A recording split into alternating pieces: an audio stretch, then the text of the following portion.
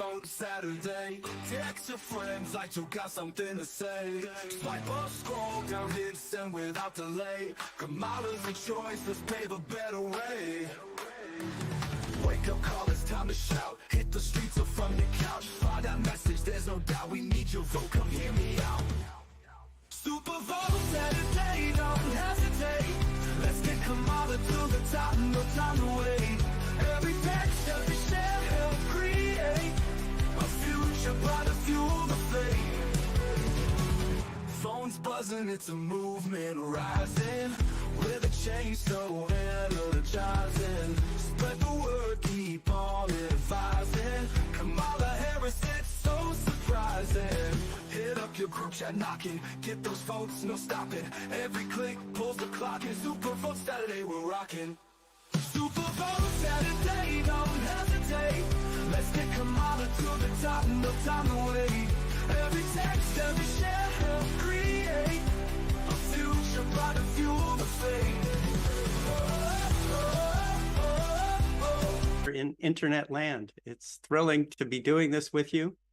I'm Bob Furtick. I'm the president of Democrats.com. We've got a lot of tech going on here. Hopefully it'll all work. We have some amazing guests coming. So this will be a lot of fun. It'll be very exciting, and we're going to be very productive. This is our first SuperVote Saturday. We chose the name because of Super Bowl Sunday, which is the day Americans from all backgrounds gather to celebrate our most popular sporting event. But we know what's a bit more important than football, and that's democracy. And unfortunately, Donald Trump wants to end our democracy and become a dictator so he can punish all of his enemies, including firing squads if need be. So we have 4 days to stop him by electing Kamala Harris, an incredible candidate who will make a great president. As it happens, Kamala is holding a rally that starts shortly. Our team will be watching, and we may switch over for a few minutes while we're busy texting. So let's get to work here. The single most effective thing each of us can do with just 4 days to go is to make sure all of our Democratic friends vote.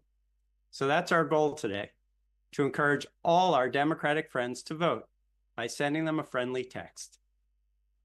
It's easy and it's fun, especially when we do it all together. And to show that we're together, folks who aren't shy, why don't you introduce yourselves in the chat? Tell us your name and where you're from and why this election is so important to you. Before we start, I'd like to thank our amazing team, which made this event possible. First, John and Grace, who built our amazing SwipeBlue app and make it better every single day.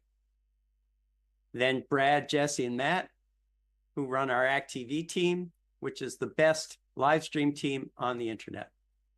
I'd also like to thank Yoni and the team at Movement Labs, who designed our sophisticated campaign to elect Kamala Harris.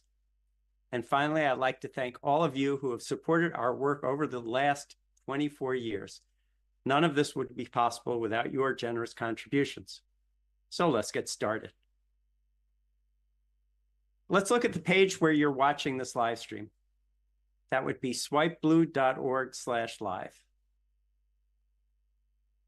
If you're on a laptop, you'll see the chat is on the right. If you're on a phone, the chat is just below.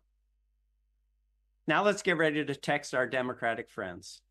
If you haven't installed SwipeBlue yet, now is the time.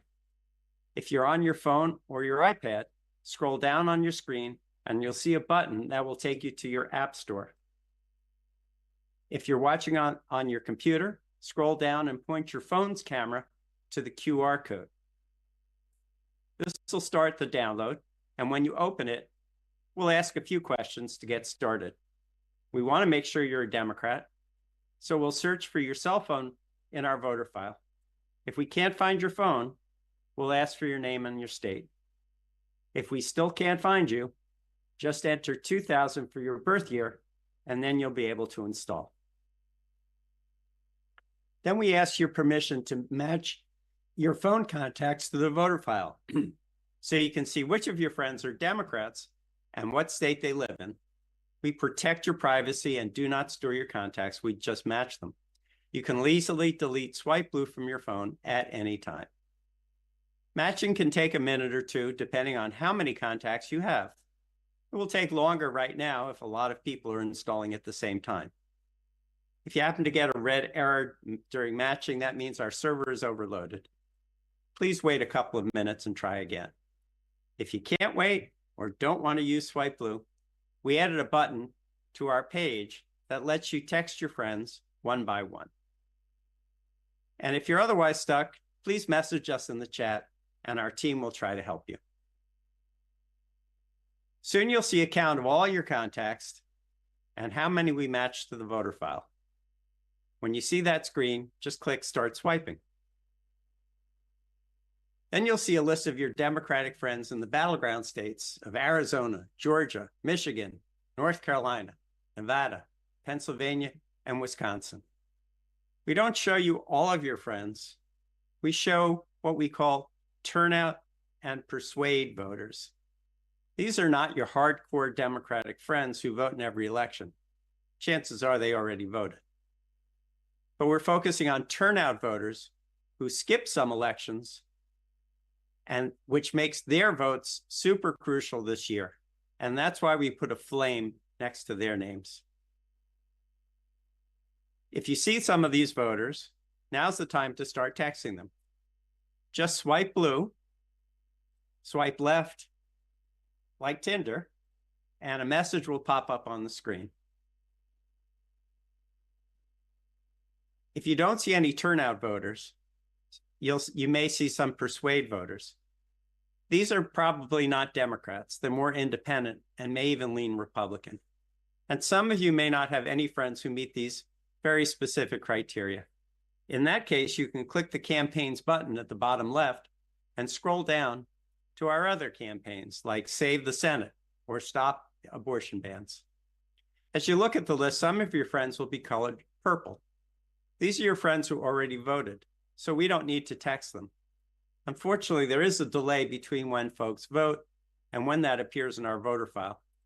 So some of your friends who are not purple may have voted. Okay, we're ready to start texting. When you swipe blue, a text appears. We have a couple of different messages depending on the score we've assigned them based on whether they're a turnout voter or a persuade voter. Our default message will appear in a box after you swipe left. Don't worry, we're still 2 steps away from the text going out. So first, click Text Now or WhatsApp. You can send these messages by WhatsApp. After you do that, it will load our message into your regular messaging app. On an iPhone, that's called iMessage. On an Android, something else.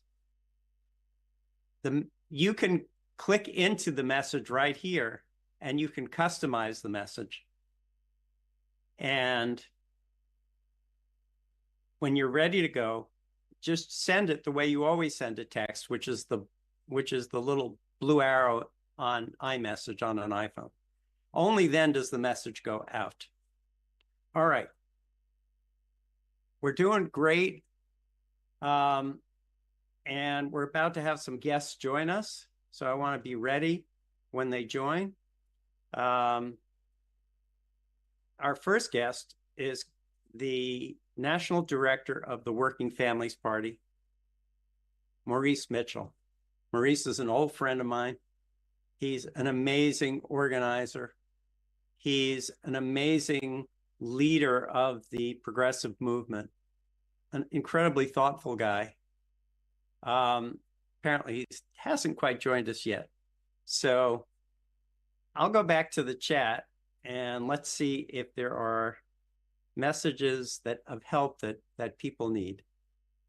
Yeah, there seems to be a number of you who are installing at the same time. So there may be a bit of a delay for those of you who are all downloading at the same moment.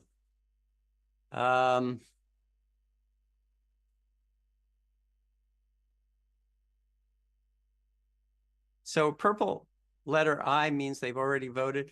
No, the I is a independent. We have blue Ds for Democrats, we have red Rs for Republicans, and we have purple Is for independents. If they already voted, their whole name will be in purple, not just the circle on the right.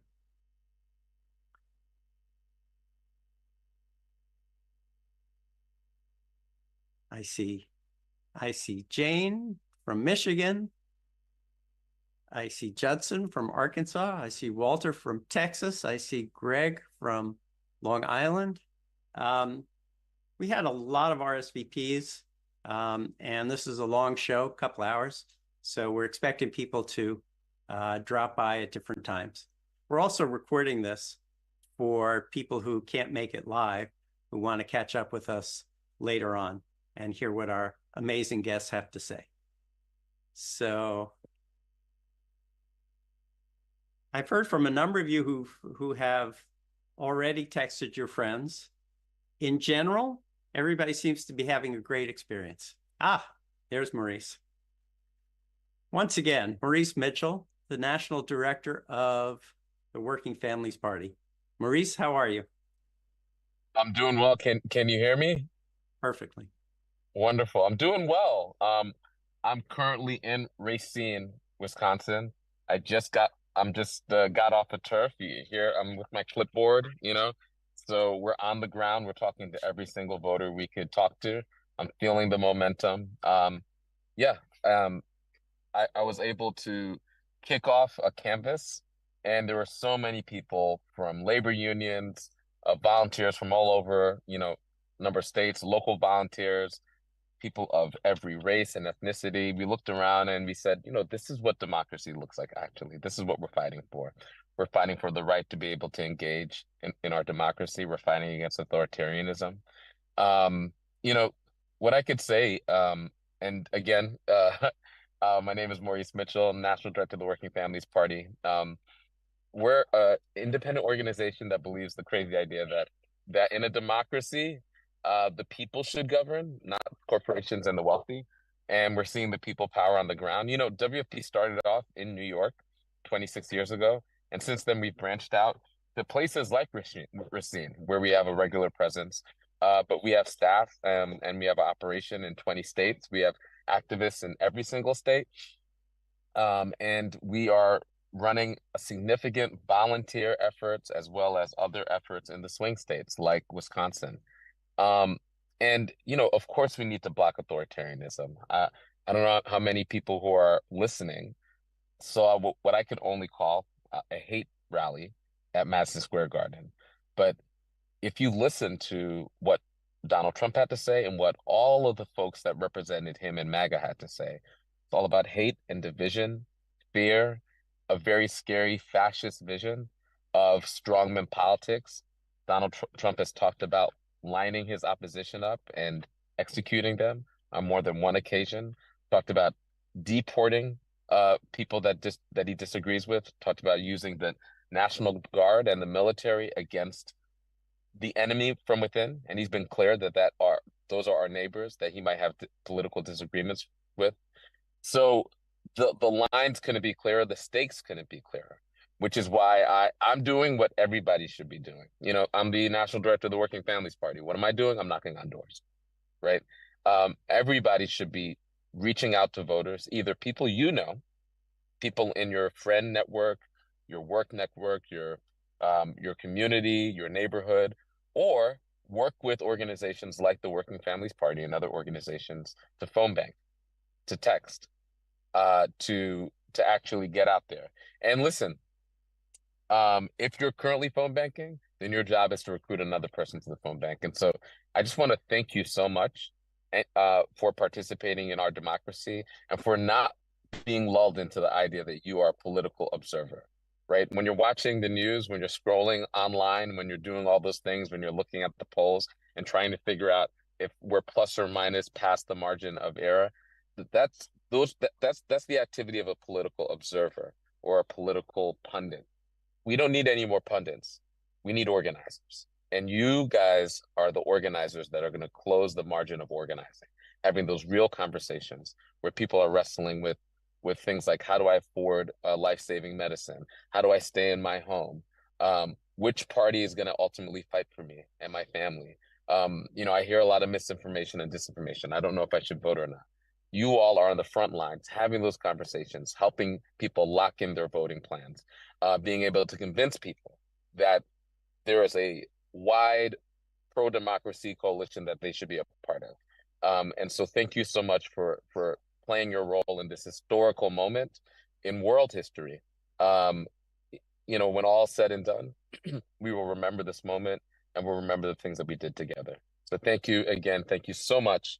Again, I'm calling in live and direct from Battleground America in Racine, checking out and feeling the momentum and hoping you feel it too. Maurice, thank you so much. It's an honor to have you here. Everybody in the 20 states should join Working Families Party at workingfamilies.org. I've been on this journey with the party for 26 years. It's incredible what they've built. And Maurice is as good an organizer as there's in America. Thank you, Maurice, for all you do. Thank you. Let's get to the victory we all deserve. Thank you. Our next guest is zooming in from Florida. And I can see her walking around in the streets. And hopefully you have a good connection. Hopefully you can hear us and everything's good. What's the word from Florida, Anna Hockhammer? Hi, Bob. How are you? Listen, I want everybody to know that in Florida, people are absolutely revved up. I just got video from the Yes on 4, that's our abortion referendum, the Yes on 4 campaign in Orlando. They had over 200 volunteers show up. The line to check in for our mega Saturday canvas stretched down the street and around the block. We had 30 people show up to a very hastily organized canvas this morning on Miami Beach that was LPAC and Men for Choice co-branded. And one of the organizers said, not only did 30 people show up, 3 of them were billionaires. So even the people who are usually sitting at home, stroking checks and waiting for other people to get out there and do the work, picked up their phones, opened up their van, and decided to go out and canvass today in Florida. We have an opportunity here to not only win, but to win big, because the Florida referendum requires 60% in order to amend the Florida Constitution. We don't just have to win, we have to win big. And I think we're gonna do it, Bob. You've been on board, SwipeBlue's been on board, Democrats.com has been on board with us since we were just a twinkle in somebody's eye back in the petition phase. We got 1.45 million Florida voters to sign that petition in about 5.5 months, faster than any referendum drive in the history of the state of Florida. We survived scrutiny by an incredibly hostile Supreme Court, almost all of whom were appointed by our governor, DeSantis. We survived that scrutiny, and we are now poised to deliver victory, not only to people across the political spectrum who think that the government needs to just mind its own damn business when it comes to our healthcare, but to deliver hope to people in purple states and red states that if we get out of our chairs, if we do the hard work, if we reach across lines, if we talk to those independent voters out there who for some reason have decided they're feeling a little cagey about the parties and the labels, if we do the grassroots work, we can achieve amazing things in a states across this country. I'm feeling good today, and I think we're gonna win on Tuesday night. Anna, you inspire me. Your team inspires me. You've done such amazing work up against every possible obstacle. Ron DeSantis is threatening the TV networks if they run your ad. Talk a little about that. It's so outrageous. So Ron DeSantis has weaponized almost every level of the Florida state institution against Amendment 4. First of all, he tried to harass Republicans into not signing. He sent election police to the door of people who signed the petition to inquire whether or not that was really their signature. He had an attorney at the Department of Health send cease and desist letters to TV stations running our ads, saying that they were spreading lies and false information. One of the attorneys forced to send that letter actually resigned in protest.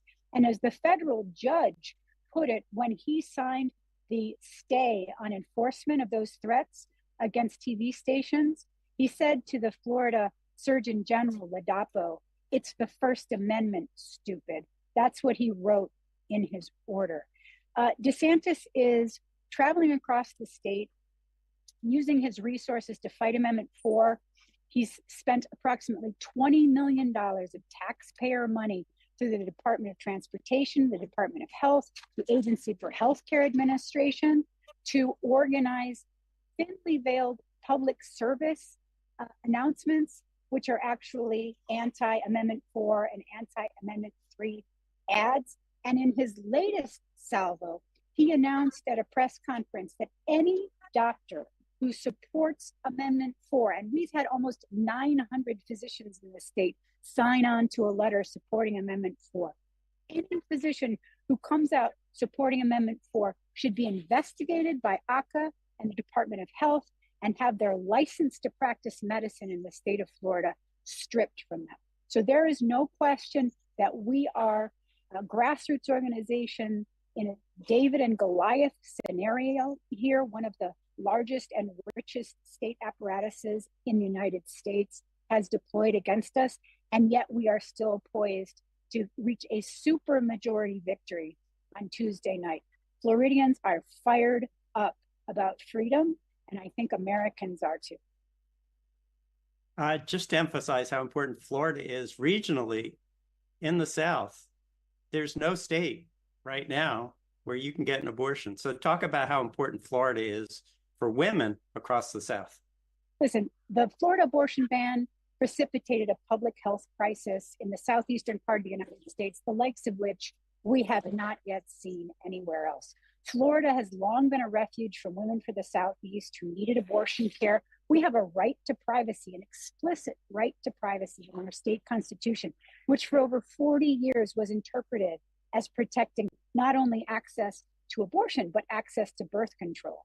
Our extreme right-wing Supreme Court on April 1st upended decades of precedent around our right to privacy, and we now have no privacy under the Florida Constitution for any type of medical care. So whatever you think is important to you and your medical care, in Florida at least, you have no right to it. You can only hope that the state decides not to strip it from you.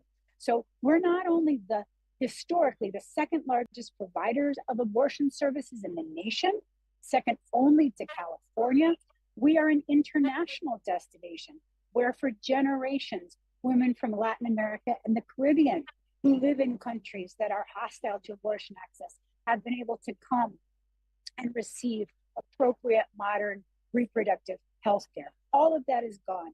And interestingly, while Latin America continues to move towards more access for abortion and reproductive health care, in fact, Mexico, Colombia, and Argentina have all decriminalized and expanded access to abortion through popular referenda over the last 2 to 3 years. Florida has moved back towards the Stone Age. In fact, now Florida women are medical refugees, domestic medical refugees, flying as far away usually as Washington, D.C., New York, and Chicago in order to receive care in heartbreaking circumstances. I cannot tell you how soon this is going to affect every single family in this state. Crisis looms. And let's not forget, we've got to win on Tuesday. I think we're going to win on Tuesday. We need our grassroots organizers out there banging the drum, getting every single vote into the ballot box for Amendment 4. But then we're going to have to get ourselves together on November 6th and continue the fight. They're going to litigate against us. They're going to try and do all kinds of funky things with implementing legislation. They're going to try and have even more hardcore anti-freedom, pseudo pro-life candidates out there lying and deceiving, misleading Florida voters. We all have to be on our guards going forward. We can never rest, because what we know now is that history, while it may bend towards justice, you can take real steps back And those steps have impacts in real women and girls' lives everywhere across this nation. So what we need to do is be ready to deploy over and over again to defend ourselves and defend our children. And also think ahead to 2 years from now, when the architect of this reactionary struggle is on the ballot himself. Oh, he'll be back. Believe you me, he will definitely be back. This is someone who believes that he needs to take his brand of right-wing, reactionary, fascist government and spread it across this country. The only question is going to be which fascist ends up at the top of the ticket, frankly, Bob. It's not going to be whether one does. Anna, thank you, and thank your team for all the amazing work that you're doing. The women of Florida and the men who love them are counting on you and supporting you. And if you know people in Florida, I'm talking to our texters here on our call. There's a campaign called Stop Abortion Bans, and it includes the Florida campaign, but it includes all the other states, including Arizona and Missouri and Montana, where there's an abortion referendum on the ballot, including New York, where we have our own ERA. So when you're done texting all your friends for Kamala, please text all your friends to support Anna and the Florida campaign and all the other abortion campaigns nationally. Thank you, Anna. Thank you, Bob. We're all in this together. Thank you. Now I'm excited to welcome a couple of guests who I don't normally hang out with, but are doing some amazing work. We've got JP and Courtney from Nerds Vote. So why don't you come on and introduce yourselves and tell us about all the work that you're doing.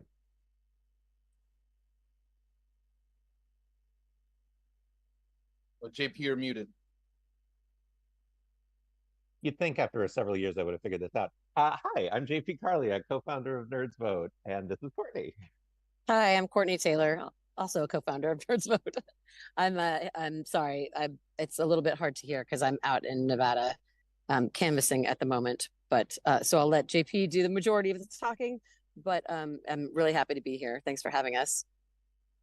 Yeah, Courtney and I are in separate places right now. My back went out this week, otherwise I'd be with her. But I'm phone banking for Pennsylvania today while she is knocking on doors in Nevada. Nerds Vote is a nonpartisan voter action organization focused on congoers, cosplayers, comic book readers, gamers, and pop culture fans of all kinds, aka nerds. But today, we are acting in our personal capacity of being quite partisan and getting out the vote for blue. And we are excited about the ability to do both things because we personally have our own opinions, but Nerds Vote really is just about getting the opportunities and the education of stressing how important it is to be engaged in your democracy and reaching out to a lot of people who haven't traditionally been sort of asked their opinions or been brought into the fold or really even been a focus for voter outreach. So that's what we do. And today we are taking off our Nerds Vote hats and t-shirts and here is us. As you talk to voters, what are you hearing from them? What the people you're talking to may not be such hardcore voters. So what are they saying to you? Well, I mean, I was just at some of the outreach that we do is at Comic-Cons and conventions, and I was at New York Comic-Con. I was talking to a girl from Houston, and what I heard from her, and I've heard from a lot of people, is overwhelm and disaffectedness, and just like, get me out of here. I want nothing to do with this. And I think what we've been doing at Nerds Vote is breaking this down into simple, fun action items, like getting people registered, checking their address, making sure that it's okay. And then once they are registered, we partner with this organization called Voting Study Party to encourage people to throw a little party, get your ballot and your info together, order some pizza, do some research, and make it a fun activity so that thick ballot isn't quite so overwhelming. and can be, and your civic duty can actually be something fun and engaging and not something that's overwhelming. Uh, we really, we know that there are so many nerds out there, um, who a lot of the reason of their nerddom is escapism, because the world is a lot right now, and we want to pull people back into the real world so that they engage with it and teach them a way to engage with it in a healthy and potentially exciting way. Giving sort of drawing the parallels between gaming as far as, you know, choose your own adventure. There are consequences to your actions. You can play as Paragon, you can play as Renegade, and that those choices sort of follow you.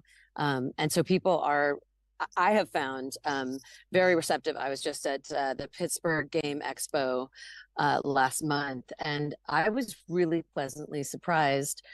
It was actually outside of Pittsburgh. And there were so many people that were like, I'm absolutely voting. This is one of, you know, this is such an important election. And I was actually able to register a few people to vote on the spot. We keep QR codes at our tables, and we give out stickers and sort of swag like this to a lot of, we're actors of all stripes, but heavily voice actors. And so we like to talk about how important it is, as we're voice actors, to use your voice as your, you know, using your voice, using your vote, and being able to register people online. Up the QR code and people zapped it and registered to vote on the spot, and it was, you know, check their registration. And so it's a great way to get people interested, ready to talk about things if we're bringing those parallels to things that they love. So it goes really nicely hand in glove, I think. Some of those shows get huge turnouts. It's a great place to register voters, people who are not paying that close attention. Mm-hmm. There's and don't be mistaken. The people who attend Comic-Cons are all, you know, ages, tax brackets, genders. It's a wonderful place to get a real wide cross section of Americans, because everybody is a nerd about something, like we say, and it doesn't have to be your classic sort of nerd things. It can really be about anything. And as these conventions get more and more encompassing, we find that it's a, you know, sort of a happy, target-rich environment to get people involved. That's amazing. It's great. What made you start Nerds Vote? I actually, I was talking to a friend. I was working on an animated series, and we were talking about how, you know, because we work in sound booths mostly by ourselves, that we didn't really have a chance to have sort of water cooler chat and kind of take the temperature, you know, and wouldn't it be nice if we had some way to talk to more than one or two people at a time about what was going on? And I realized that I do conventions quite often, and that was actually a place. There seemed to be people reaching out at, you know, music concerts and at colleges and stuff, but I didn't see a lot of that happening in the nerd world. And so I caught it up, and I was like, I can't do this by myself. And I was like, who is the smartest, most organized person I know? And of course, it was, you know, my bestie, JP. So I brought the idea to him and another friend of ours, Mary Elizabeth McGlynn. And we kicked it off, the three of us. And Mary then moved to Hawaii and is doing her part from Hawaii. And now it's JP and myself. And it seems to have taken off. People seem to really like it. And, you know, and we also have a really cute logo. So it appeals to everybody, because everyone's a nerd for something. Does it ever come up when you're doing gaming? I mean, like on Twitch or anything? Do people talk about politics? Yeah, I mean, I generally, it can be tricky in the chats, you know. So we generally, I mean, because Nerds Vote is nonpartisan, we really only talk about the importance of getting out there, getting registered, voting in every election every time is our sort of byline. And so we don't talk issues and candidates under our Nerds Vote banner, but people are free to talk about whatever they want in the chats, as long as they're respectful. And but most people are really open to the idea of how important it is. The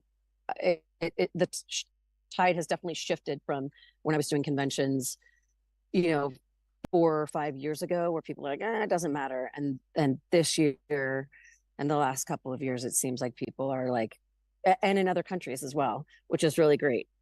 We have, fans and supporters in places like, Tanzania, and they're like, I'm voting here, England. The message translates anywhere, right? So it doesn't have to be just American. And we mobilize our army of notable nerds, basically celebrities with a fan base. And our ethos is essentially, if you were told by the voice of Wonder Woman or the voice of Wolverine or somebody who played a hero of yours that voting was important to them, or that there were particular issues that were important to them, it might encourage you to get excited about voting as well. So, we've been doing the same, and we do have the voice of Wolverine as one of our notable nerds. And I did meet Wonder Woman, who was my example. I always said, if Linda Carter, when I was 12 years old, put her arm around me, gave me a sticker, told me to vote, and I had a photo with her, it would fundamentally change how I felt about my civic engagement. Right. I would always look back on that photo and have a really good association with it. And someone in the chat is saying they're bowing to the Matron of Ravens, which is one of the characters I play on a show called The Legends of Vox Machina. And so I'm hoping that, on some level I can do that. And JP is Morph on X-Men 97. And so, that these fans will have this great association with the characters that we've played, and hopefully take that into life later on. Talk a little bit about the ethos of the manosphere and how, whether it seems to be affecting the election in a big way. There seems to be a lot of sexism among younger men of all colors. That is something that the Trump campaign has really been fanning the flames of. JP, can you talk about how you see that playing out? I mean, yeah, and I think sometimes the nerd community, especially the gaming community, can be stereotyped as like we're big proponents of that, or drivers of that messaging of misogyny and racism. And I think it's out there. It's certainly out there, and sometimes certain fandoms, really glom on to particular ideologies. But I will say that by and large, I mean, Courtney and I are involved in so many different gaming communities, and so many independent games, not just like the large AAA shoot 'em up games. And I think what's wonderful is seeing the diversity within those communities. I was just doing a convention called FlameCon, which is specifically for queer people, and seeing the beauty and the openness and the progressive values that community is bringing in. So many of them gamers, so many of them Twitch streamers that are. I actually just taught a class that was entirely Twitch streamers, and all of them very liberal and doing their own part to like vote blue on Twitch, that type of thing. So I think, as you well know, there's so many instances of loud voices that seem like the majority, but it's just that they're loud. It's not that they're a majority by any stretch.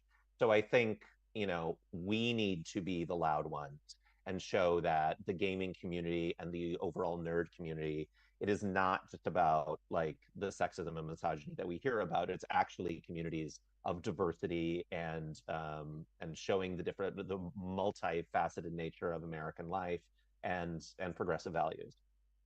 And we remember, it's not true that gamers are all male.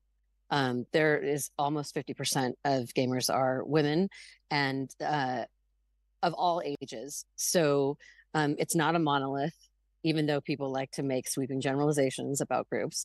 It's not a monolith. And I find that the thing that I love about what we do is you get to go to conventions as big as San Diego Comic-Con, which is like the mothership, to one of my favorite conventions was in Dothan, Alabama, which is a population 7,000. And to be able to see that is not a monolith either.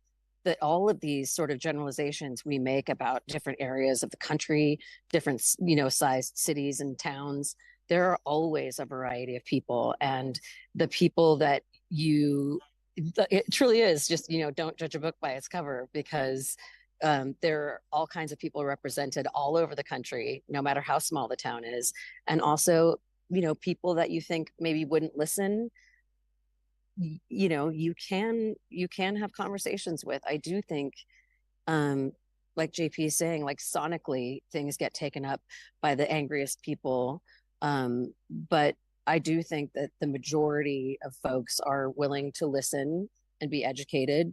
And that's why I feel absolutely like it's so easy to kind of go into Nerds Vote mode, where I can talk to people who totally don't agree with me politically, and be able to try and find some common ground, because that's really the only way we're going to get out of this, this sort of state that we're in. And the gaming and nerd community in general does a lot of really amazing things, and they don't get enough credit for all the charitable works and great events and causes that they support. So we have to dig a little deeper, I think. You think we can bring people together after this election? What's your sense on that? I think some people will not ever, be. Sorry.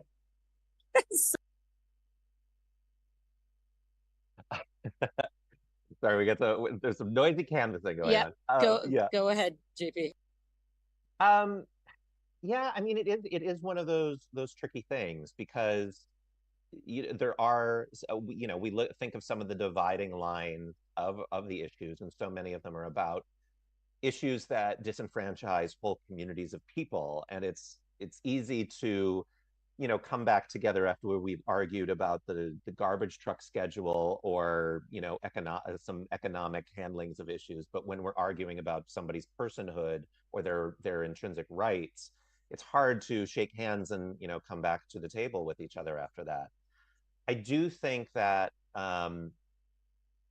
what's so important is, if we defeat Donald Trump, please, and we show that the MAGA movement is unsuccessful, and that this stoking of hate and anger is not the way to get a majority on your side. Even though the country is so divided, I think we will start to return to a tenor of compromise and working together.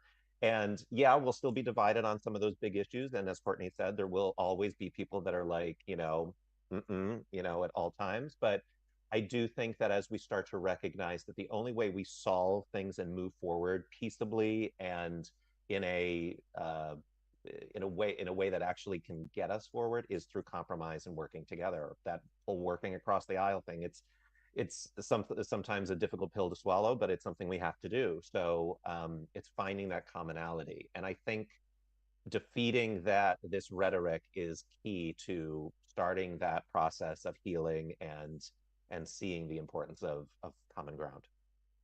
Well, taking a page out of gaming, there are some villains out there. There sure are.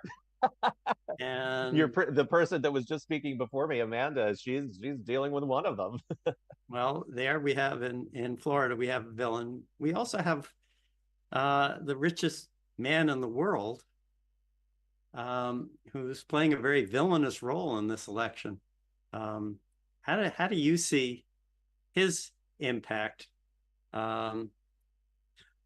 I think, at this point, over the past 8 years, there are a few things that shock me politically anymore. It's sort of like, sure, why not? Of course. But I think I'm still a little bit surprised that people see somebody like Elon or Jeff Bezos or silencing the Washington Post, see these billionaires and somehow think that their interests are aligned with us, the regular, average Americans who, some of whom are living paycheck to paycheck, that somehow they have our best interest at heart. it's mind-boggling to me that we see that, and that we don't see through the charade of Mr. Dark MAGA, that somehow he wants what's best for us. He has no interest in what's best for us. And I think anybody who is a queer activist and has seen anything from his disowned trans daughter, he is not a good person. He is not interested in the humanity of other people, and and as is his equally anti-trans crony J.K. Rowling. So I stress to people, like, think twice before the shiny optics of a billionaire, whether it's Elon or Donald Trump or any of the others. And I use lowercase billionaire for Donald Trump because, let's be honest, it's low billions. I think, like, let's really consider here, who are they fighting for? Who is their best interest? And that's not to say that that we don't have Democratic politicians who don't have egos and have their own best interest at heart. But I think the tactic, what's important is the tactic, is like, yeah, maybe there's an ego at present there, but their tactic for getting a group of people together is through finding commonality and appealing to people's rights and interests, as opposed to spreading fear about your rights or jobs or livelihood being taken away by some boogeyman like immigrants or trans people or women who want abortions, or it's the fear mongering that I think is so frightening. So you know I really hope that people see through that somehow the wool is pulled away from their eyes. I think, my parents are immigrated to America from other countries, and I think there is something about America where everyone has this, anything is possible here, right? That's the allure of this country. Anything is possible. Everything's aspirational. So when I talk to people who are, working minimum wage jobs and they're still supporting billionaires, it's because they, overwhelmingly, it's like, well, I'm going to be that someday, and I don't want someone taking my money. And so I'm always either pointing out people who are rich, who do good things with their money, and using those examples, because I think, again, the loud people get the spotlight and the quiet people don't. There are many people giving lots of money to amazing causes and furthering the green economy, but to say, hey, you know what, vote for your interests right now. You are working a minimum wage job, you don't have health insurance, and you don't have enough money to move out of your parents' house. So vote for where you are right now, because you can always change parties if you find that you are a billionaire and you don't want your billions taken. I mean, I'm not trying to be flip, but I think people get wrapped up in the aspirational thing, and don't kind of take a look at their assets or lack thereof, where they are in the moment. And I also let people know that like I own a corporation. I run businesses, and I am I'm very liberal and democratic. It is not based on the party. It's based on your moral compass of doing what you feel is right. So just reminding people of that, because I think people just, they take this box of like, oh, all the, rich, successful people are Republicans. And I'm like, the loud ones are.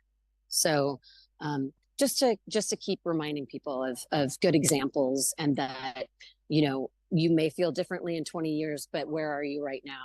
I think, a minimum wage, a livable minimum wage would serve you much better right now than sticking up for Jeff Bezos. So I do have to run, so I will leave it to JP.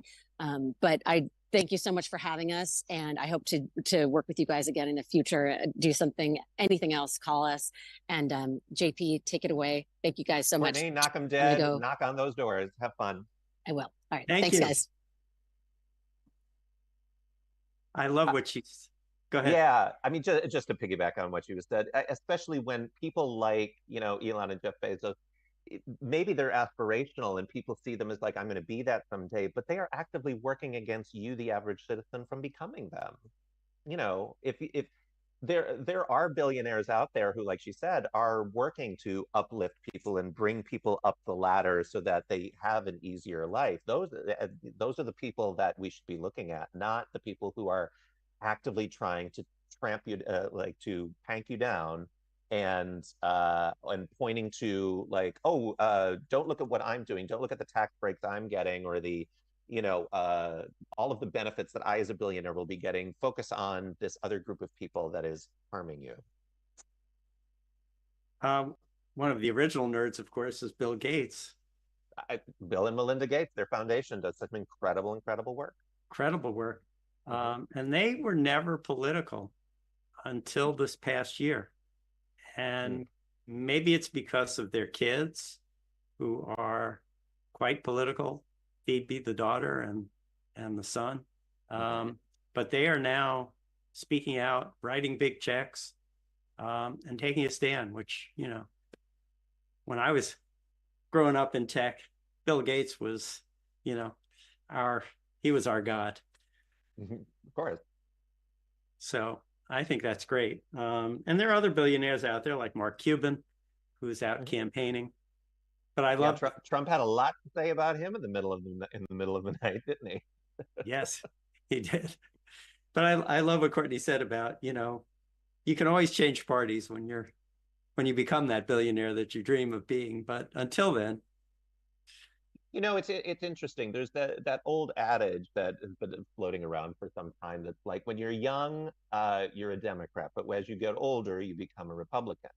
And I understand why people used to say that, why that used to be the common thing. But I think now it's that as I get older, I don't want to become more selfish or self-involved or protective of my own fortunes. I really think it's so important that we're bringing everybody along with us because, you know, it's what victory is in there in getting to the finish line, you know, with like, hey, I hung on to all of this money, or I, you know, for who, for what, rather than uplifting our fellow man. So I don't see the value in switching parties as I get older anymore. Yeah. Well, I'm certainly not getting any more conservative as I get older. I just get, you know, more and more radicalized. And I'm glad you're on the same trajectory as I am. JP, I want to thank you for dropping by and spending this time with us and sharing your important and amazing work with us. And thanks so much. And to anybody who wants to get involved with Nerds Vote in any capacity or pick up some amazing swag, you can visit us at nerdsvote.com or find us on social media at nerdsvote. Perfect. Amazing. Thanks again. All right. Thank you. All right. Our next guest is Tara McGowan, the founder of Courier Newsroom. And Tara, where are you and what are you doing on SuperVote Saturday? Hi, Bob. It's good to be here. Thanks for having me. I am actually at home in Rhode Island because I've been on the road a ton the past few weeks. So I'm going to do some GeoTV for my dear friend Gabe Amo, who is our congressman up for re-election in my district, the 1st District of Rhode Island. Last week I was in Texas doing some GeoTV for Colin Allred, who, you know, is a long shot, but I think closer than we've ever seen in Texas for the U.S. Senate race. And really, really focused on what all of our teams at Courier are doing in all the battleground states, because they're doing the real work related to our organization. So talk about the important work that you're doing. We are drowning in misinformation. We were just talking about Elon Musk, who's turned X into, you know, a disinformation machine and a hate machine. And you're fighting that. I mean, big time. Tell us about the work. Yeah, sure. We're trying to. So Courier, I'm the founder and publisher of Courier Newsroom. So we are a pro-democracy news network. I started over 5 years ago. We now have newsrooms with reporters and social media correspondents on the ground in 11 states. Arizona, Florida, Iowa, Michigan, New Hampshire, Nevada, North Carolina, Pennsylvania, Texas, Virginia, and Wisconsin. So no surprises why we're in the states that we're in for the most part. The only one we're not in for the battlegrounds this year, unfortunately, is Georgia. We couldn't get a newsroom off the ground quick enough, but hope to be there soon. And we're different than any other news organization in the country. We obviously have a transparent point of view. We support reproductive rights and freedom without exception. We support LGBTQ plus rights and freedoms without exception. We believe climate change is an urgent crisis. We believe in stricter gun control laws. So we're very, very transparent and explicit about our values that are actually shared by the majority of Americans, but very proudly progressive. And we are focused entirely on people who we describe as passive news consumers. These are folks who do not watch cable news. They are not political news junkies. They are not proactively looking for political or civic news or information. They're actually most Americans, but we really care about the ones who do share our values, but who don't participate in the system. Either they don't vote very often, they don't vote down their full ballot, or they don't vote at all. Or they're brand new voters to the system, like so many tens of millions of Gen Z and young millennials. And so in order to actually engage and inform these folks, we need to be where they are. We need to go to them. They don't pay through paywalls, which is where most good factual reporting is trapped these days. So they get their news and information primarily scrolling social media and talking to their friends and neighbors and looking at their inboxes. And that is why disinformation and misinformation is so powerful, because that is what flows the most freely today over good factual reporting, especially locally. So our reporters are all trained to actually produce their factual reporting for Facebook, Instagram, TikTok, skimmable free email newsletters, and SMS. And so we now have over 4 million subscribers across those states, which is really exciting. 4.3 million, I think, my last check. But we also are reaching over 80 to 90 million Americans with our content every week. So our teams are publishing an enormous amount of factual reporting on the ground, talking to voters in their communities, rural, suburban, and rural communities in the states. They are interviewing political candidates for office, elected officials, elections administrators, pre-bunking all of the election fraud, disinformation that the right is peddling really aggressively right now to try to set up a big lie 2.0 narrative if Trump loses. We know that's their playbook. Our team in North Carolina, Cardinal and Pine is our newsroom there, was so active during the aftermath of Hurricane Helene that was so devastating in parts of North Carolina and Georgia, because disinformation was rampant, spread by Trump and right-wing media about FEMA and about FEMA giving more money and aid to illegal immigrants as opposed to the folks that were struggling. It's egregious, it's ruthless, it's shameless. And we know that this is their playbook in order to try to sow confusion and division. And you know, from my perspective, I don't think, watching closely, this is the first time Trump ran a presidential campaign that was not a campaign, I really believe, to actually win votes for himself. I don't think, like, paying close attention to their strategy, they weren't trying to really increase their base very much. It was actually more about really feeding their most supportive base around this idea of Democrats stealing the election again, and about being, you know, very explicit about being a dictator on day one, now talking about firing squads for the enemies within, which he's describing just as anyone who opposes him politically, including Liz Cheney and Adam Schiff. And so we know what they're trying to do, and we really, really believe fundamentally that the best antidote to disinformation and misinformation is increasing the flow of good factual news reporting and content that reaches people where they are, because disinformation does not have as big of an impact in a vacuum. They are powerful when it is the only information reaching people not paying attention or tuning in very much. So that's why I actually believe, hopefully, that disinformation has not had as big of an impact this time around, because I think we're much more well-versed and educated, and we have increased our infrastructure and our ability to be able to drive more content and information on platforms like TikTok and Instagram and Facebook, where most people spend time. So that's what our reporters are trying to do every single day, and do it in a way that really connects to people who just, you know, they're sick of the system. They're not interested in either party. They don't feel like it's really served them, but They do want their bodily autonomy. They do want their human rights and freedoms. They don't want those freedoms taken away. And those are the people who actually have shown up and made sure that MAGA and the MAGA agenda has lost since after 2016 by and large. So I have a lot of hope and faith in the American people that they're going to do that again. And so I guess my one sort of big call to action is, in addition to knocking every door, making phone calls, text messages, everything you can do these last few days and hours,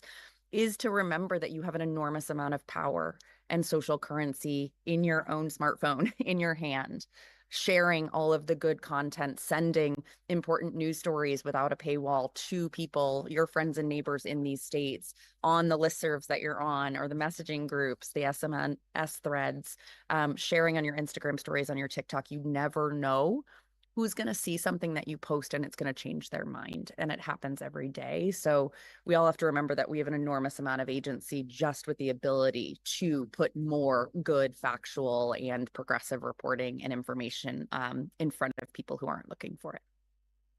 You're such a visionary for starting Courier.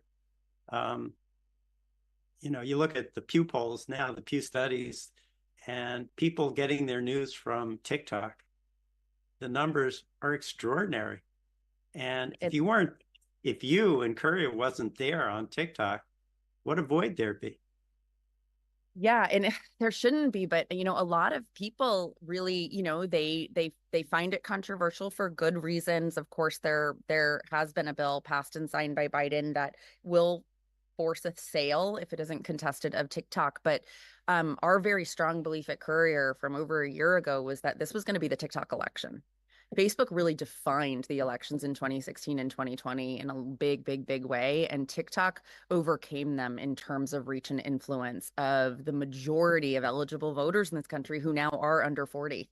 The majority of eligible voters. So if they are going to decide this election, whether with their vote or with their decision not to vote. And so we knew that we needed to be where they were, and we needed to understand really how they consume content.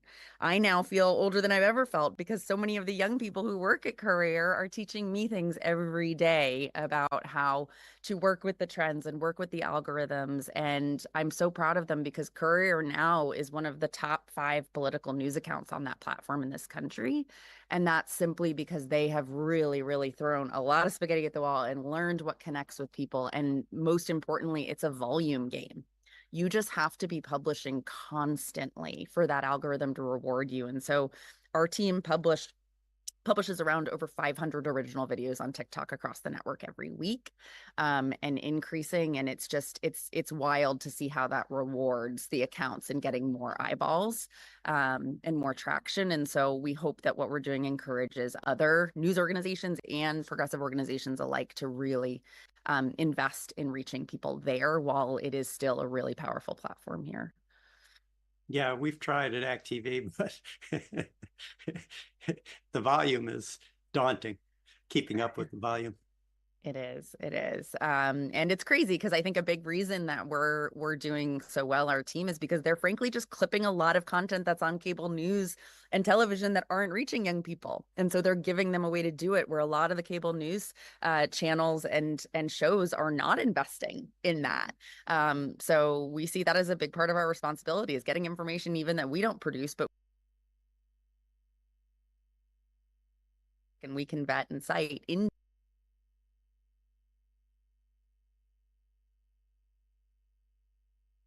feeds on these sites for folks who wouldn't see it. It's a big part of it. So what do you think? What do you know, talking about young people who get their news this way, what's your sense of the gender gap? Oh, it's massive. I don't think we've ever seen anything like it. I'm not surprised at all. I think when you come for one gender's bodily rights and autonomy, our reproductive freedom, we're going to be mad about it. And we're going to do something about it. And women have carried elections, and especially women of color and Black women in this country have been really what have made Democrats win so many national, federal, and state races across this country. And there's no question in my mind that this election will be defined by younger women, and especially younger women of colors. Unprecedented turnout. We've already seen it in the voter registration voter registration numbers and the early vote numbers. And, you know, I think that it's interesting that in 2016, when Hillary Clinton was running, right, the dominant conversation was, is America ready for a woman president? It was all gendered in terms of that, like, are we ready, and what it takes to be a woman in power and how that makes people uncomfortable and what have you. And it's been interesting this election, the conversation around gender has really been about men and men rejecting women's rise and equality. Women are the ones who they're going to college at higher rates and graduating from college than higher rates. They're becoming the breadwinners at higher rates than men. And I don't know that we've really been having a good, honest conversation, and especially Democrats have been having a good, honest conversation about the role men play in families and communities in our lives if it's not a traditional one. So we're seeing this contrast where the right has been aggressive, right? Both in terms of talking to women and especially suburban white women, elevating trad wives, right, traditional housewives as aspirational, while attacking everything from abortion rights to contraception and IVF to essentially strip our agency and make that seem like that's aspirational. To be back in the kitchen and just serving men and men's interests. And then, you know, on the left, we have an incredible woman who's been a prosecutor, an attorney general of the biggest state in the country, the vice president, the first woman vice president, who's now, you know, days away from becoming our first woman president, the most powerful woman in the world. And so I'm not really surprised that we're seeing the backlash against women and women voters in this country, but I don't think that it's going to work. It's a mystery to me that the Trump campaign is aiming, you know, targeting young men and thinking that they're going to go for what they're selling, which is toxic masculinity. You know, sure, there are men out there that appeals to, but it's not remotely a majority of young men, right? So if that's what they're counting on, you know, the incel vote, it just, you know, Marcos has been blogging about this a lot at Daily Kos, and, you know, there's just not a lot of those guys out there. No, and guess what? There's not a lot of women who want those guys out there either. So I don't know what they're really selling them, to be honest, if they want to have, you know, back it to a nuclear, you know, white Christian idyllic family, in their opinion. I don't really see that. I think it's very short-sighted. Yeah. And, you know, on the other side, young women, since Dobbs, we saw it right away with the Kansas referendum, which was the first one on the ballot. Mm-hmm. Young women were organizing themselves on the internet, on social media. They had a fun campaign called Nay the Vote. And they won that referendum. And we've won every referendum since then. We had Anna Hockhammer on the call earlier. The young women of Florida are fired up. We're going to be joined soon by Olivia Juliana out of Texas. I love Olivia. She's great. Olivia's amazing. And, you know, women in Texas, women in Florida, women in Texas are suffering under these complete bans. You know, every day or every few days, we hear another story of a woman who's died. I've been in the abortion movement, as you know, for 40 years, you know, and we're back to where we were pre-Roe, when women were dying in this country. That's and right. Roe in 1973 solved that problem for 50 years until Donald Trump delivered a Supreme Court specifically chosen to ban abortion. So this is a wake-up call for young women, but also their mothers, also their grandmothers, also their fathers and grandfathers, because who wants to lose a daughter or a niece? And it's not just on the abortion side, it's the pregnancy side. So many young women who might be at a higher risk during pregnancy just don't feel that they can take that risk in a state like Florida or a state like Texas or across the South. Or if you have an untenable pregnancy, right? Or you have a miscarriage, things of that nature, you can't even get the care in states like Texas and Florida right now, which will be the law of the land. And that is the woman, just news broke from ProPublica, an 18-year-old died in Texas who was desperate for care. She went to the emergency room, she got turned away, and she died because they would not give her the care she needed because of their abortion ban. So this is what they want. They want to see women killed for this. It's, you know, it does. It sounds like, you know, you're talking about a, you know, hyperbolic or dystopian sort of fiction, and it's not the case. This is real. This is happening, and this is what, you know, Democrats have been fighting to prevent for so long. And Democrats have championed expanding these rights and freedoms, and they're being taken away. And I think that, you know, they've gone way too far, and hopefully that the voters in this country will make sure that they know that on, you know, this week. I dare say Tuesday, because it'll probably take a few days for us to know the results, but I am confident that women in particular, but also a lot of really good men, are going to reject this agenda. Yeah, well, that's what we're counting on. We're also seeing this in phenomenon of the secret vote, the women's secret posting post-it notes in bathrooms and on tampon boxes. You know, it's just amazing what's going on. So we hear a lot about country over party, right? All of the great, brave Republicans and conservatives who are choosing their country over the party. I think it's really interesting to think about body over party too, like what we saw in Kansas and Ohio and these states. I think we could see historic turnout in states where Democrats weren't playing, maybe not enough to move the needle, but I think we are going to see way more women in really, really red states turn out and vote for Kamala at the top of the ticket. And not tell their husbands as they're doing it. Yeah, and then I hope they leave them, but I know that that's not easy for everybody. But I want that for them too. All right. Well, Tara, it's been a pleasure chatting with you. I'm so thrilled you were available to join us today. And thanks for having me, Bob. Always good to see you. And thank you for all the great work you and the whole team at Democrats.com are doing. It all matters. So thank you. Let's win this thing. Let's win this one. Thank you so much. All right. GOTV. Bye, guys. All right. That was Tara McGowan from Courier Newsroom. And our next guest is Ezra Levin from Indivisible, which many of you know and many of you belong to. Welcome, Ezra. How are you today? Good, Bob. How are you doing? I'm great. So what are you doing on SuperVote Saturday? Oh my gosh. Well, we're getting out the vote. That's what we have to do. I mean, I know everybody who is watching this, they know it's important to vote. I know everybody here knows voting isn't enough. I think about the fights that we've engaged in over the last 8 years of Indivisible, and every one of them started out the exact same way. It was, that's impossible. It's not going to happen. First, it's the Affordable Care Act is dead.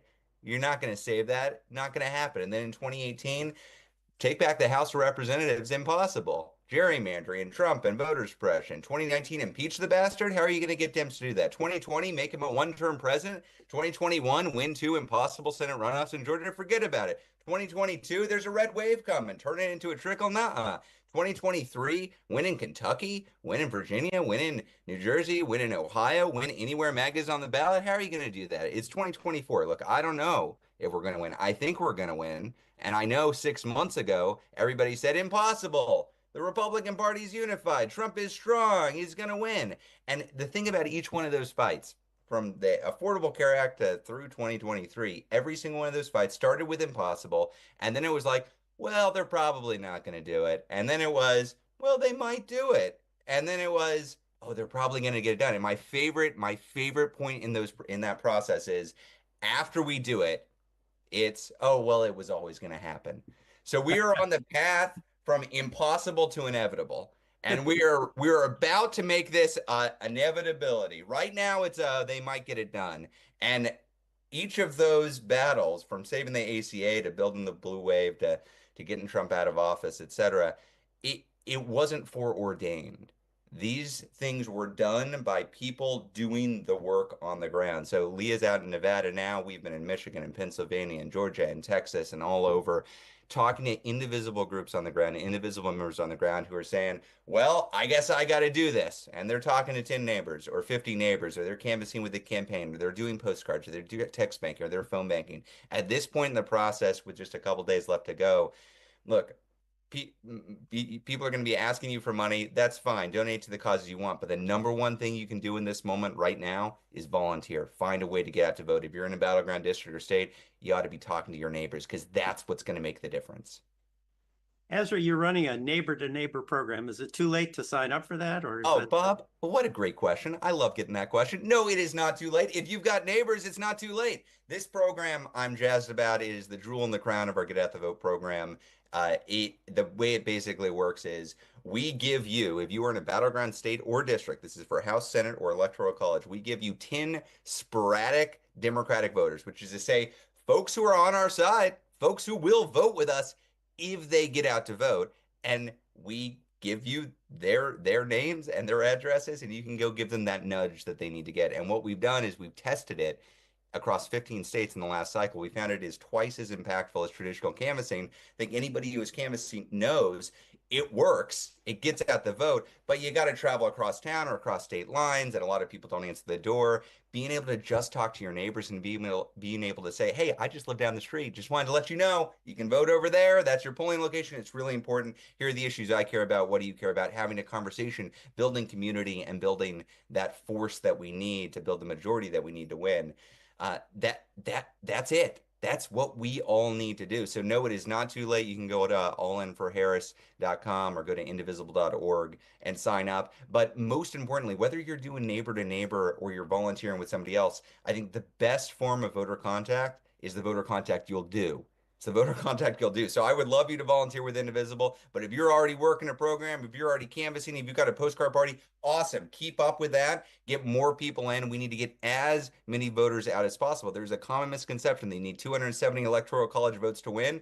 That's technically true, but we know if it comes down to one state, Donald Trump is going to do everything in his power to contest the election results. I don't want to win by one state. I want 319 electoral college votes. I want to see North Carolina and Georgia and Pennsylvania and Wisconsin and Nevada and Arizona. I want to see them all in our corner. I want to see us get more than 50 votes in the Senate. I want to see us take back the House of Representatives. So we're not just defeating Trump electorally, but we're passing democracy reform. We're codifying reproductive freedom nationwide, and we're making sure that Trump and his cadre does face consequences for the crimes.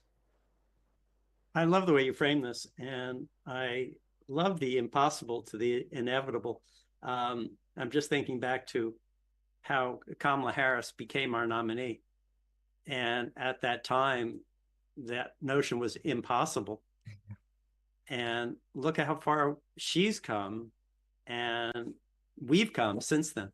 Gosh, I get chills just thinking about it, Bob. I am thrilled. And it's not just me.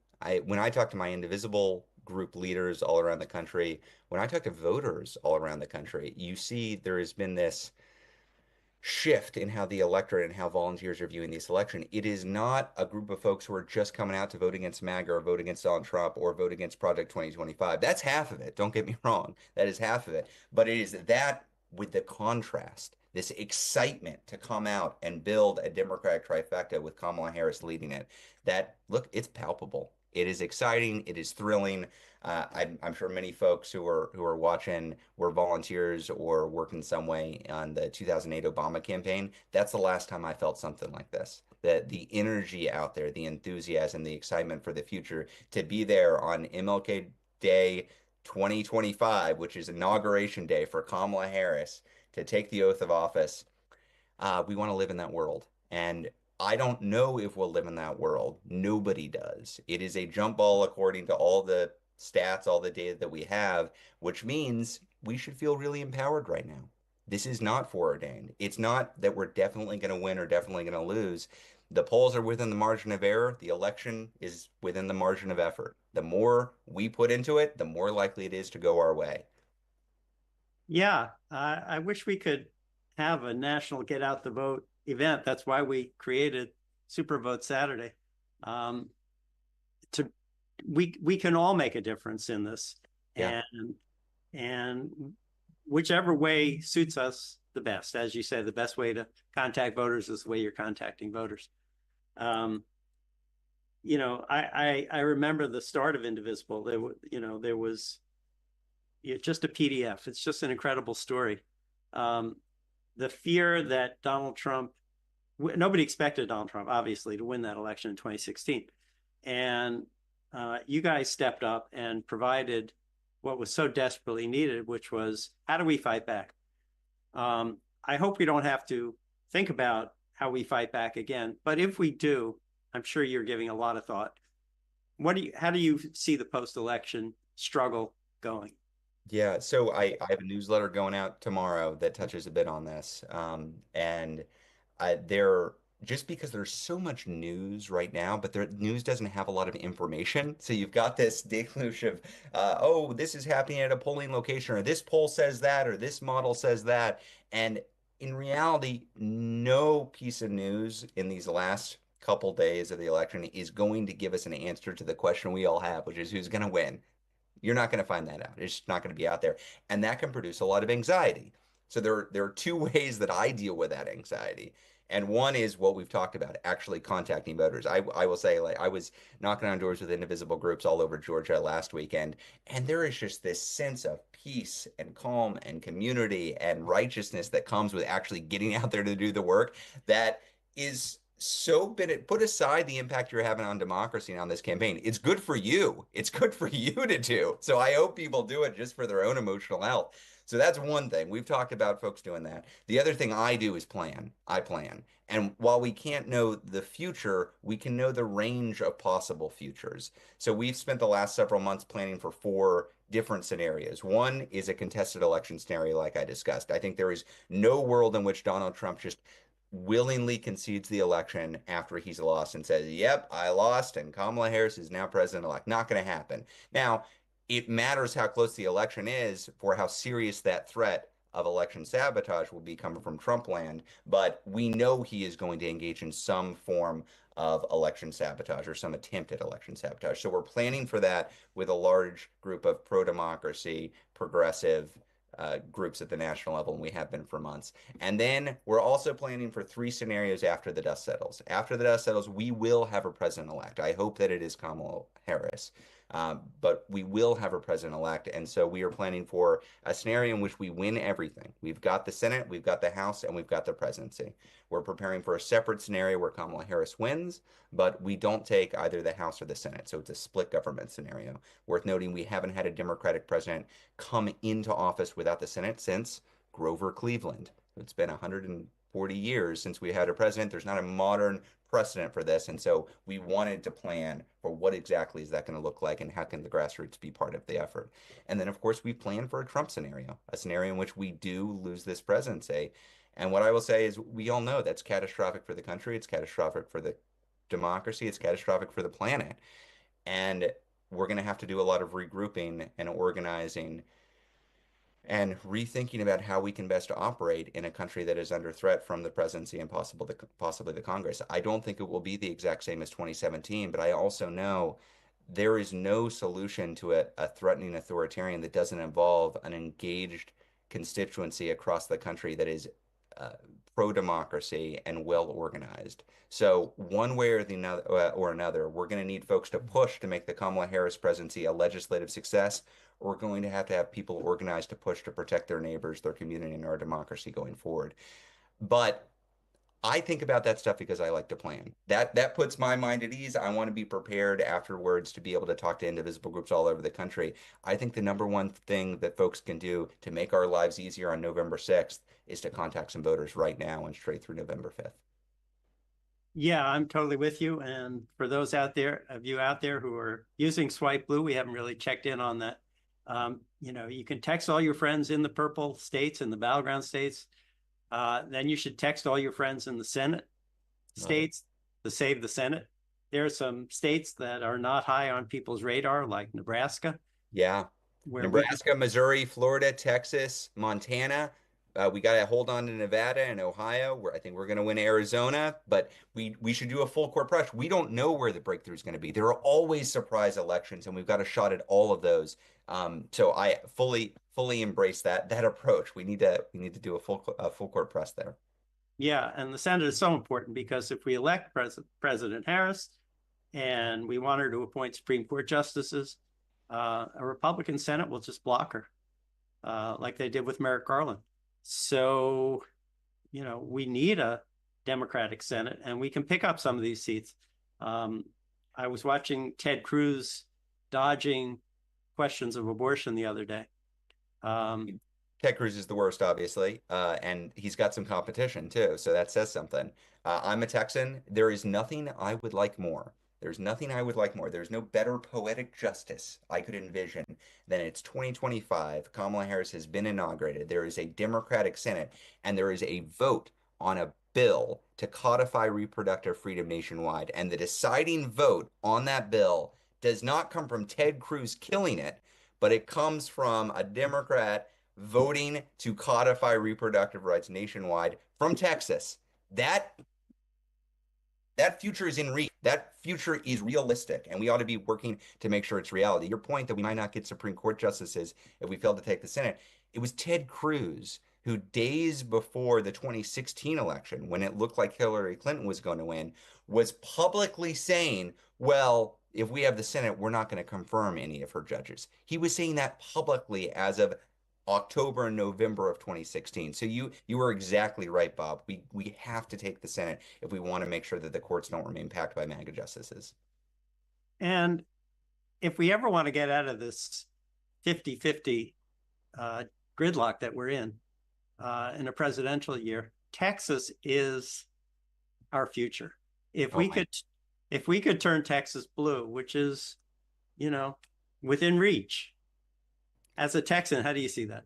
Look, Texas is going to turn blue at some point. The question is on what timeline? How soon are we going to get it done? And one thing that's very clear to me, the morning after the election that Texas turns blue in a presidential, that is the day that the Republicans all across the country wake up to the fact that maybe we shouldn't have the Electoral College deciding who the president is. I guarantee you're going to see a whole bunch of Republican officials and members of Congress say, yeah, we really need to give this Electoral College thing a rethink because that's just not working for us. Because once Texas turns blue, once they don't have those Electoral College votes, good luck ever winning the presidency again as long as the Electoral College is the deciding factor.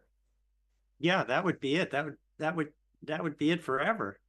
That's it. It's game. Then we can, and I would happily shift to, okay, let's do the interstate compact. Let's get enough of these states on board so the Electoral College is circumvented. It's just purely the will of the people deciding the presidency. So I do think turning Texas blue has good immediate ramifications because it means we win this presidential election and likely hold the Senate.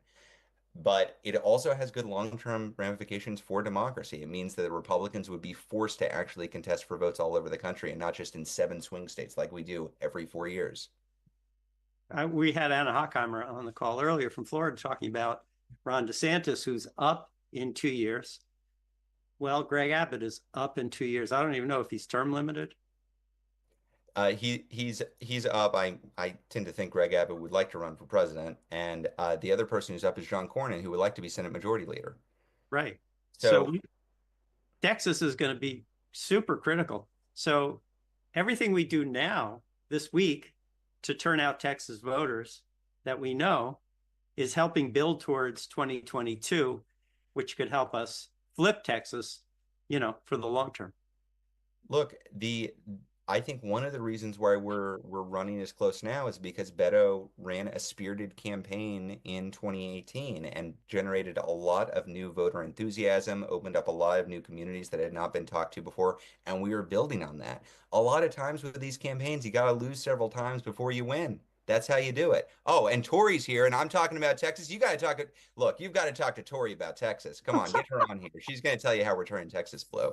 I know, but you know how I'm gonna womp this conversation? I'm in Arizona today.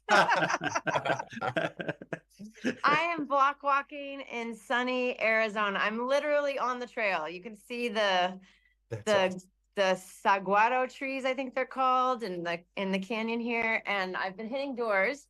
Good news. I've talked to 3 Harris voters, but I've also talked to 1 Trump voter. So it's a battleground. Hey, I like those odds. I'll take 3 to 1. Yeah, exactly. How is everybody? Texas is our future. Ezra, thank you so much for spending time with us. Good luck to you, to Indivisible. For people who want to knock on their neighbors' doors, visit indivisible.org and sign up today. There's still time. Thank you, Bob. Thanks for bringing us together. Let's go win it. Let's go win. Tori.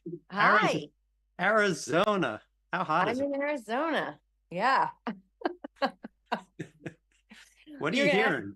What are you hearing on the Oh, ground? it's exciting. Ezra knows, I'm Tori Gavito. I am president of Way to Win. I live in Austin, Texas. This is my first time to ever leave the state of Texas to block walk, but that's just because I feel the presidential is so important and that Senate battleground so important. And of course, I've done a lot for Texas, so I think they can spare me for the weekend. But I went to a block walk launch this morning with 400 volunteers from across the country being trained by Seed the Vote. It was a fabulous training. And then Lucha, it was in collaboration with Lucha's program, which is, of course, the Latino community group that's been working here since SB 1070. And I don't think I've ever seen anything like it. The energy's with us. I think that the vibes in Arizona are a mix, right? Like, I think there's enthusiasm, there's momentum. I think there's a little concerned. They're determined to kind of keep the gains that they've been having. And the locals are saying it's going to be one of the tightest elections they've seen in a long time. For the presidential, it's going to be even tighter than it was for Biden. And I think that Gallego, what we see from the polls where Gallego's doing a little better than Harris, I'm seeing that out on the streets too. Believe it or not, there are signs out here that say Trump Gallego. So there's going to be some ticket splitters, which is wild. And I guess it has something to do with gender, which we'll have to dig in. We have all of next cycle to keep working on persuading folks on the gender question, but we're going to fight for every vote here in Arizona right now. Yeah. So Carrie Lake seemed to have imploded. Is that your sense that she? I think it's my sense. I think it's a perfect, what I was hearing the locals say here about Gallegos, it's a perfect storm where you have the local Latino electorate recognize his name, recognize him as a champion. You have maybe more moderate voters who have been Republicans feel like Carrie Lake does not represent them. So, maybe sort of like the Liz Cheney type Republicans who are used to a country clubber, and that's not Carrie Lake. So you have this interesting diaspora coming together that is likely, I hope, knock on wood, I hate to jinx things, but to propel Gallego in his first bid for Senate here.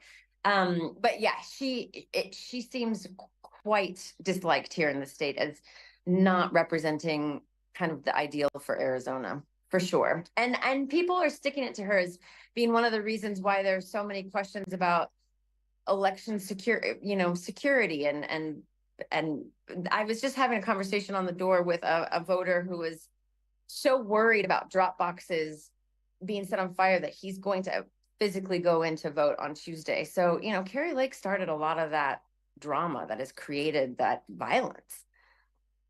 Yeah.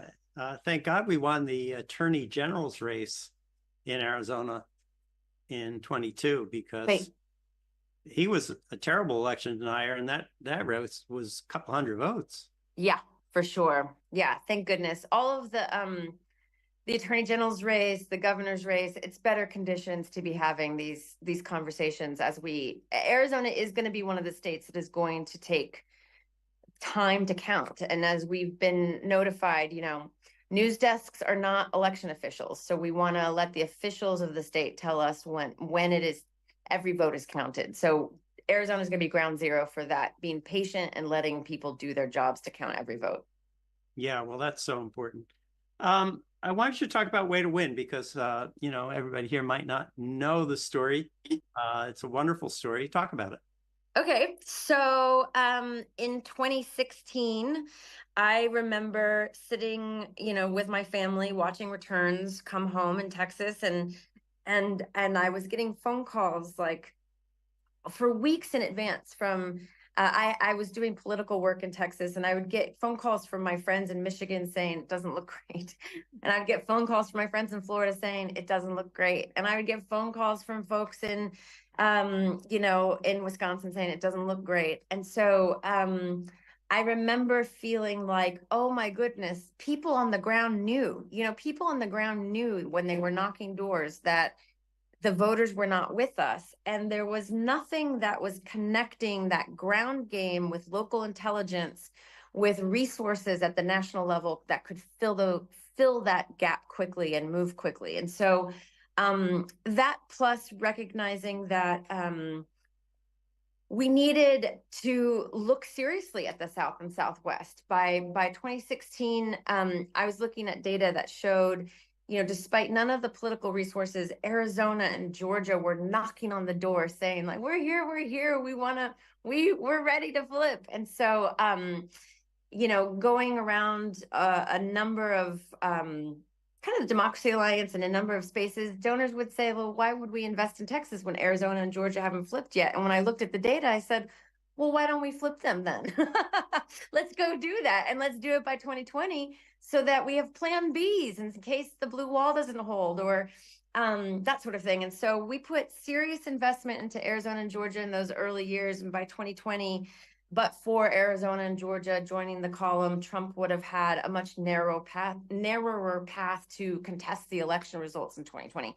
And we feel the same way now, right? Like history is prelude in some ways, where we are so grateful and we're doing so much work and working with our allies at Democracy Alliance and Movement Voter Project, Committee on States, and among others, to get resources to the blue wall, Wisconsin, Michigan, Pennsylvania, helping on the Senate fight for the Senate with Montana and Ohio, and doing our best to hold Nevada, Arizona, North Carolina, and Georgia so that, it doesn't come down to 2 precincts in Pennsylvania with Trump's, handpicked Supreme Court deciding an election kind of a la 2000. So we've been putting in the resources, doing the work to understand how to support the locals in these emergent South and Southwest states, and working to hold the narrative. So we've got a cohort of creators and influencers on TikTok and social media that are ready to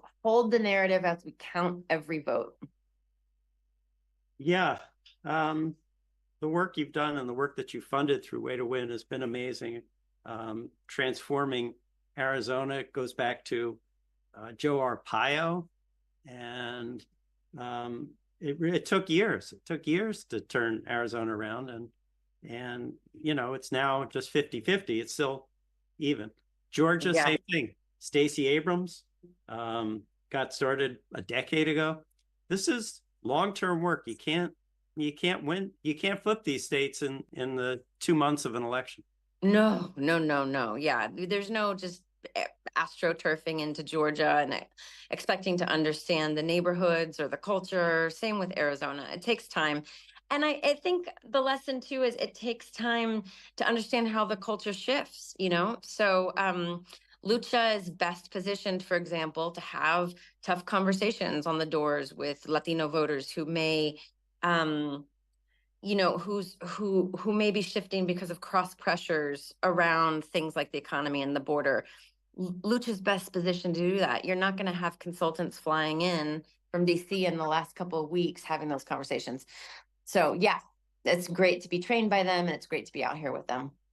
And talk more about Texas, because Ted Cruz is, if he's ahead, it's by a hair. What do you think our prospects are there? We're not going to win the presidency, but yeah, no. Texas is not in the column for Kamala's cycle, although with its 42 electoral votes, it is the game over state, and that is why we've consistently done the work in Texas, knowing that it takes 10 years, like Georgia and Arizona, that one day those spoils will flip. Nothing is permanent, and Texas is rapidly changing, not just demographic change, but also the urbanization. You have to understand there's an Atlanta and a Phoenix and Vegas in Texas. We've got Houston, Dallas, and San Antonio. So there's rapid kind of change in the marketplaces in Texas. So we're looking at 2028 for the presidential. But for the Senate, it's sort of this, talk about Gallego's perfect storm. It's sort of a perfect storm for Colin Allred in that everybody hates Ted Cruz. Everybody hates Ted Cruz. Republicans don't like him. MAGA doesn't like him. Democrats don't like him. Progressives don't like him. He has become sort of a part of the zeitgeist in Texas. Like the amount of Halloween costumes I saw this week with Cancun cruise with his mask and his, his rolly bag heading out of town during the freeze. Like, he's part of the zeitgeist as he's not with us. He's not for us. He ran away when it got cold. And then Colin is just running a really interesting campaign where he's being true to himself as a long-term Texan who has he's a lawyer, and he's practiced voting rights reform, but he's also a football player. And there's something very disciplined about him. His legal training and his football training have him out there working the neighborhoods. The win couldn't come to a better guy. I mean, he's a really, really phenomenal once in a generation candidate. And I know we all love Beto. I love Beto. And, Beto did the work to register everybody and talk to young voters. Colin's doing the work to persuade a sort of strange set of bedfellows to come in behind him. So if it's going to happen, it's going to be because as we're shifting this electorate over time with new young voters, some of the moderate Republicans come along. So it's a strange cycle. I've been looking at early vote returns. I can tell you there's nothing miraculous happening yet, except that I don't know what kind of coalition comes around that is going to walk away from Cruz. I don't know. So it's going to be anyone's guess up until the last minute, and it's worth the fight. Making Cruz competitive here means just a little bit more. Or I say here, I'm not in Texas. I'm in Arizona today, but in Texas, draws down national resources. I was listening that the Texas Senate race is the most expensive Senate race in the entire country. The lion's share of the funding that has funded the D side comes from Texans. If you look at his report, it's actually one of my friends was saying Texas candidates can live off the land because it's such a big marketplace for Democrats. We have millions of Democrats that want to keep fighting. So it actually forces the Republicans to draw in resources into Texas and pulls those resources out of Ohio, Montana, and all the other places where they're competitive. So in any case, I think it's always, Texas is always an important strategy. Yeah, and demographically, Texas is one of the youngest states. Oh, yeah. And, I'm expecting, because we've seen this in every election since Dobbs, that younger women are going to turn out in force. And if they do, I think that, represents a lot of votes, and it could defeat Ted Cruz. Yeah, the thing we have to remember about the early vote returns too is that it's just a weird year. Like, we only have 2020 is not totally instructive because Democrats, voted by mail or voted in these we had drive-throughs in Harris County and Houston. And Democrats like to vote on election day. So I think there's going to be a little bit of a flip-flop this year, and we'll see some enthusiasm on Tuesday. That's the hope. Because right now it's trending a little like it normally does. So we're doing all the work in Texas too. But I love that you're shining a spotlight on Texas. It's worth the fight. It's worth the fight for sure. Absolutely. It's our future as a party. The Democratic Party is, our future is Texas. That if we can flip that, if we have candidates like Colin Allred who can build a broad coalition, then anything's possible. Yeah, for sure. Yeah. Thanks, and largely because of the work that you've done. And for and for folks who like films, I saw you in New York for the premiere of your Texas film. What's it called?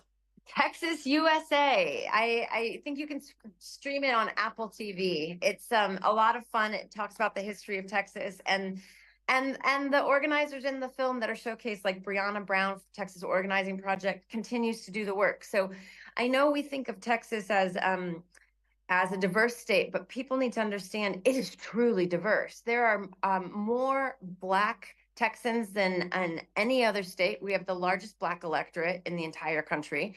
And Brianna Brown is running what she calls Blacktop. So it's the Texas Organizing Project works with multiracial communities, but they have a Black specific program that they run every cycle.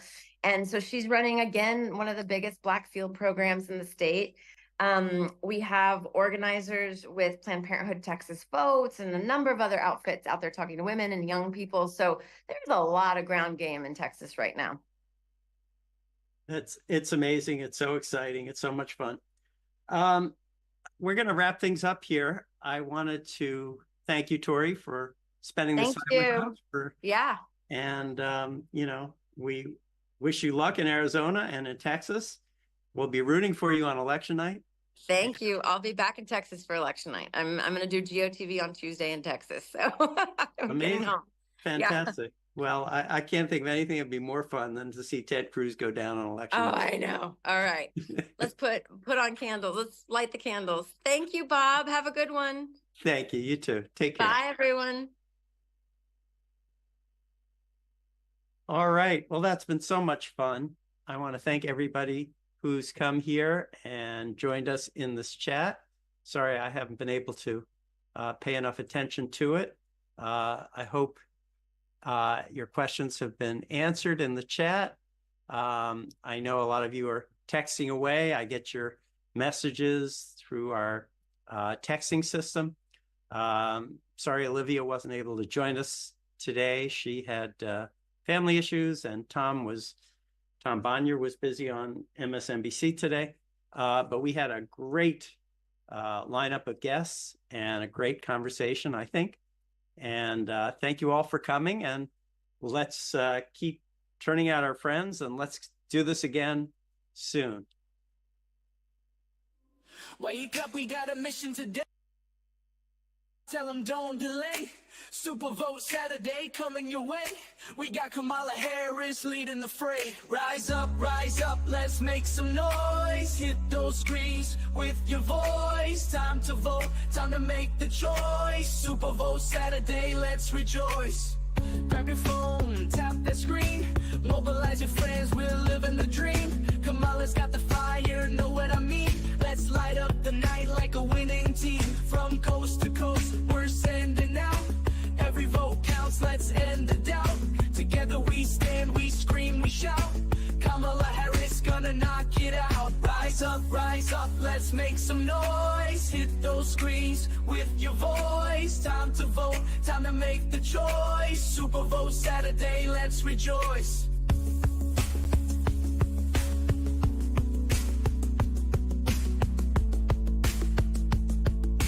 Kamala Harris gonna knock it out. Knock on doors, we're on a roll. Text your crew, it's time to enroll. Change is coming, soul to soul. Kamala Harris taking control. Rise up, let's make some noise. Hit those screens with your voice. Time to vote, time to make the choice. SuperVote Saturday, let's rejoice.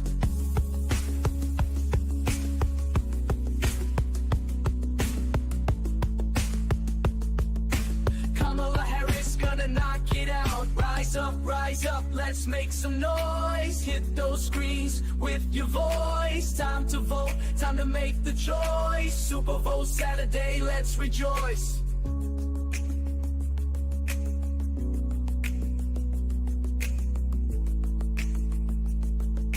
Kamala Harris gonna knock it out.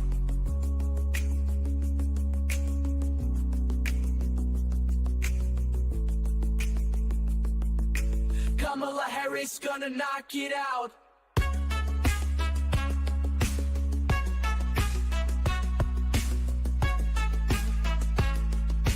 Kamala Harris gonna knock it out.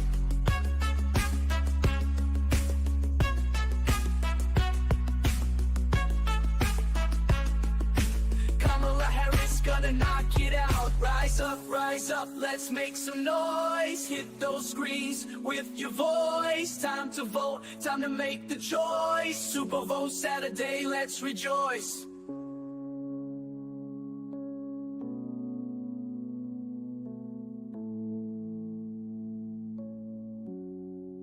Wake up, we got a mission today. Text your squad, tell them don't delay. SuperVote Saturday coming your way. We got Kamala Harris leading the fray. Rise up, let's make some noise. Hit those screens with your voice. Time to vote, time to make the choice. SuperVote Saturday, let's rejoice.